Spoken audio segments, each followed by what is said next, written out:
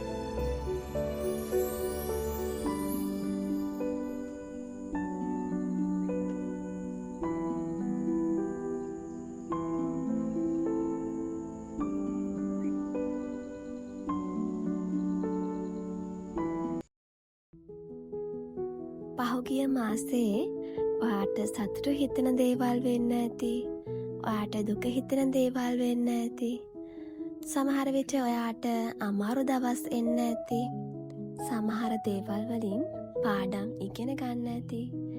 ඒ වගේම අත්දැකීම් ගොඩාක් ජීවිතයට එකතු වෙන්න ඇති. ඉතින් මේ හැම දෙයක්ම ශක්තියක් කරගෙන තමයි අපි මේ අලුත් මාසෙට ඇවිල්ලා ඉන්නේ.